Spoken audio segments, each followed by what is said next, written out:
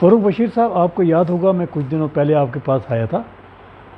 और मैंने आपसे मदद चाहिए थी कि हमारे पेंशनर्स के दरमियान जो गलतफ़हमियाँ पैदा की जा रही हैं, पैदा हो रही हैं, उनके मुतालिक आपने अपनी राय। आपको याद होगा कि मैंने कहा था कि जब भी कभी मुलाजमीन जो है उनकी तनख्वाहें बढ़ेंगी तो उसके साथ पेंशन भी बढ़ेगी। और आपने देखा कि अभी जो रिसेंट अनाउंसमेंट हुई है उसमें मुलाजमीन हैं उनकी जब तनख्वाहें बढ़ी तो उसके साथ साथ पेंशन भी बढ़ने का ऐलान किया गया है। मैं ये समझता हूँ कि इसमें बड़ी आपकी कामयाबी है और इस कामयाबी का शायद राज इसमें है कि आप लोगों ने ये जो स्ट्रेटजी की कि आप पेंशनर ने अपने आप को मुलाजमीन के साथ लिंक कर दिया और उन्हीं के साथ आपने ला कर लिया। और शायद ये गवर्नमेंट तो वैसे भी उसने इंक्रीज़ करनी थी पेंशनर की पेंशन,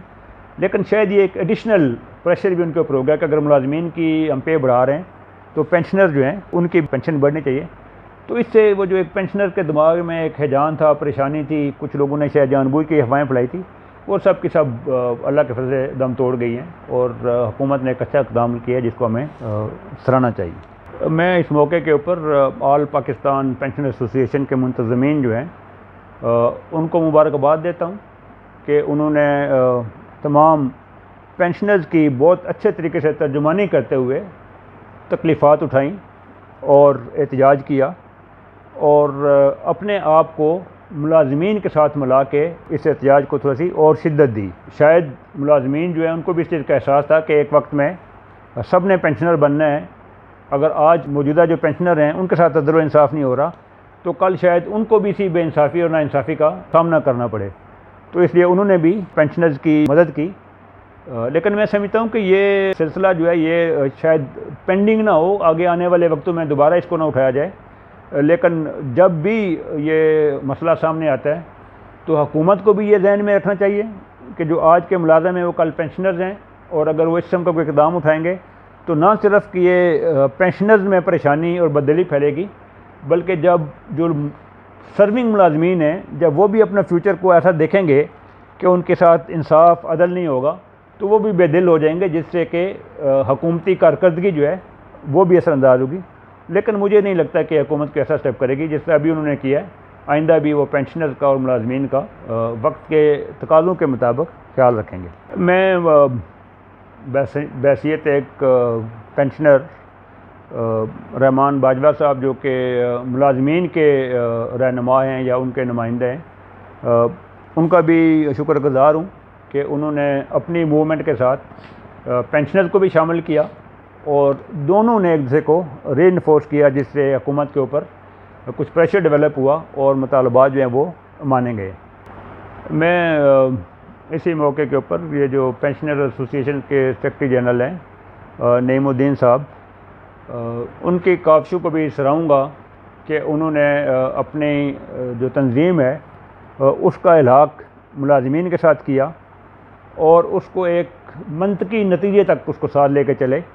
और जिसके नतीजे में दोनों मुलाजमीन और पेंशनर दोनों की जो इजाफ़ा हुआ है वो तकरीबन 10% तक हो गया है, जिसके लिए उनकी जो खिदमात हैं या जो उनकी एफ़र्ट्स हैं वो काबिल सताइश है। मैंने पिछले इंटरव्यू में आपका तारुफ नहीं कराया था। मैं चाहता था कि हम कामयाब हों तो आप ख़ुद अपना तारुफ कराएं, बसीरत रखने वाले शख्स की कि जो पेंशनर के बारे में सोचता है, पाकिस्तानी कौम के बारे में सोचता है, पाकिस्तान के बारे में सोचता है और इस ग्लोबल वर्ल्ड के अंदर वो चाहता है कि पाकिस्तान उतनी इज़्ज़त पाए जितने कि दूसरे मुल्क हैं। लोग हमारी तरफ अफसोस से ना देखें। मुझे याद है आपने कहा कि ये बैंकॉक एयरपोर्ट पर जब हैंडलर ने कहा कि तमाम पाकिस्तानी पासपोर्ट वाले एक लाइन बना लें तो उस वक्त मैं शर्म से कट गया था। फ़ारूक साहब, मैं भी बाहर जाता हूँ, मैं भी शर्म से कट जाता हूँ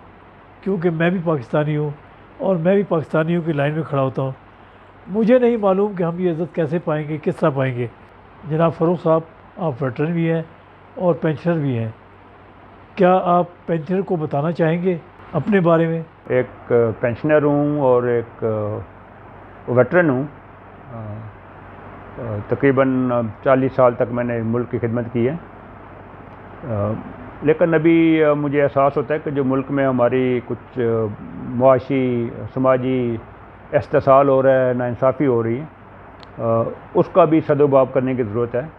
कि अगर उसका सदुभाव ना किया जाए तो हमारे माशरे में नाइंसाफ़ी और लाकानूनियत और इसके नतीजे में इंतशार जो है वो फैलता जाएगा। तो इसके लिए हमने एक जिद्दोजहद का अज़म कर लिया है और एक प्लेटफॉर्म बना लिया है जिसके तहत हम क़याम अदल और कानून की बालादस्ती के लिए और जिधर भी नाइंसाफ़ी होगी उनके साथ खड़ा होने के लिए हम तैयार होंगे। और हम इंशाल्लाह कोशिश करेंगे कि अपनी मूवमेंट के थ्रू, जो हमारी एक मूवमेंट है तरक्की और कमाल के नाम से, कि हम इस मुल्क में तरक्की और कमाल लाएँ जो कि हमारे कौमी तराना में है, और नाइंसाफ़ी, बेयकीनी और लाकानूनियत का जो माहौल है इसको ख़त्म करें इंशाल्लाह। जो मैंने बात की है कि इंसाफ का क़याम, इसके लिए वो कौमी तराना से ही है क़ुव्वत अवाम। तो जब तक अवाम अपनी क़ुव्वत और अख़ुव्वत आपस में नहीं पैदा करेंगे उस वक्त तक किसी एक ऑर्गेनाइजेशन या एक फ़र्द के लिए बड़े मकासद का असूल जो है वो मुश्किल हो जाता है। तो मैं इस मौके से फ़ायदा उठाते हुए पेंशनर एसोसिएशन को दावत दूंगा कि वो हमारे इस अमल में, ये जद्दोजहद में हमारा हिस्सा बने, ताकि हम इस मुल्क में अदल इंसाफ कायम कर सकें और लाकानूनियत जो है उसका ख़ात्मा कर सकें। फ़ारूक साहब, मैं आपका बहुत मशकूर हूँ, पेंशनर की तरफ से मैं आपका शुक्रिया अदा करता हूँ। उम्मीद है कि आइंदा भी हम पेंशनर के लिए काम करेंगे। अब जो पेंशन क़वानीन में मुख्तलिफ़ मसले हैं, डिस्पैरिटी है जो सही नहीं है, जिसको एम्बिगुअस कहते हैं, उसके एम्बिगुइटी दूर करने के लिए हम एक थिंक टैंक कायम करेंगे और अल्हम्दुलिल्लाह हम कोशिश करेंगे कि तमाम पाकिस्तान के पेंशनर जो हैं वो एक मसावात के असूल पर उसे ट्रीट किया जाए। गो कि हर अदारे के क़वानीन अलग हैं, हर अदारा अपने किए गए एग्रीमेंट के मुताबिक पेंशन देता है, उसको तो हम तब्दील नहीं करेंगे, लेकिन उसमें बेहतरी लाने के लिए हम अदारों से दरख्वास्त ज़रूर करेंगे कि वो पेंशनर की बेहतरी के लिए ऐसा लाहेअमल तैयार करें कि जिससे पाक सरज़मीन शादबाद का निज़ाम क़ुव्वत अवाम से बेहतरीन हो सके। आप सबका बहुत बहुत शुक्रिया। अल्लाह हाफ़िज़।